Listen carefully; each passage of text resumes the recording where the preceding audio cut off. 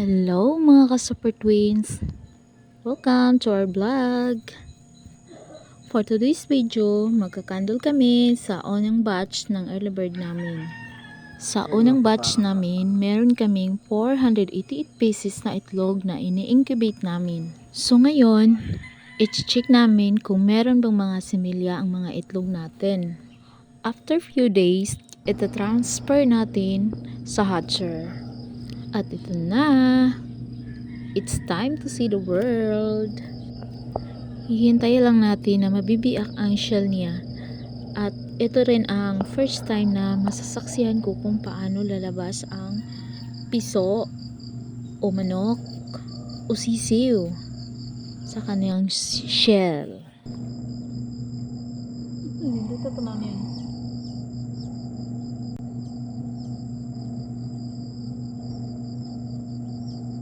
Kamot kita isla nga makabuak.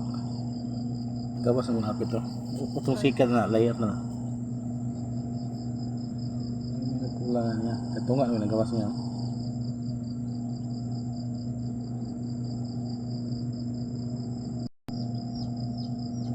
Siya.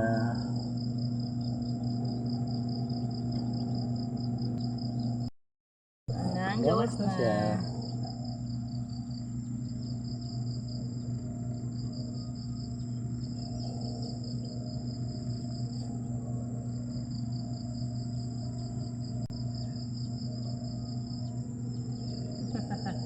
Yan hindot na.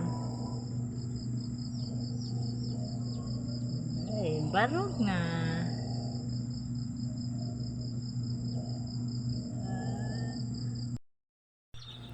At dito na naman tayo, mga ka-super twins, magha-harvest na tayo. Dahil ang mga itlog natin ay mayroong mga marka. So, ito ang gagawin natin. Magmamarking tayo. Dahil may kanya-kanya tayong binibreed na bloodline.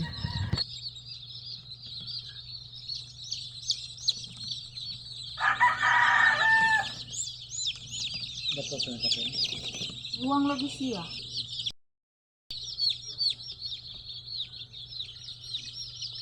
Hello. Napa may isang kuwan oh. Basa. Ano sa kanya? Ha? Butang to. Pero lain man ni oh, dili man ni yung basa kaning kaging naman. Uga naman ang iyang buko-buko ning pilit na bampanit.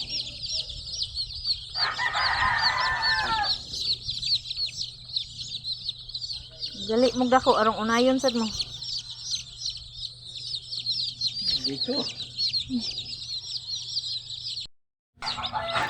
Dahil sa medyo na stress sila, gamitan natin ng Anti-stress. 1/22. Dahil wala akong ginagawa, so ako mismo ang maglalagay ng anti-stress.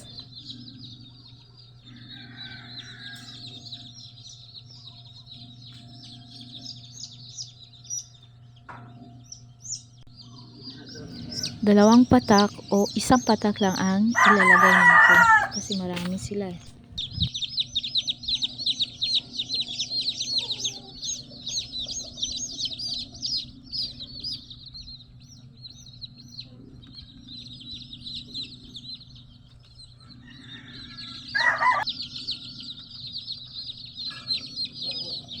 After natin silang nilagyan o binigyan ng anti-stress, ito transfer natin sila dito.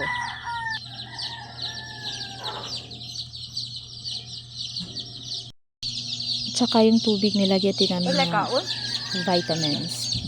Magbutang na pagkagutuan na nga kuan. Ito ang papel.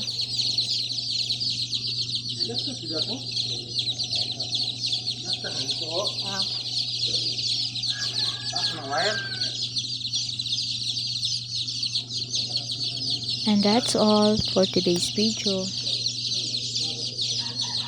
Thank you for watching mga ka-super twins.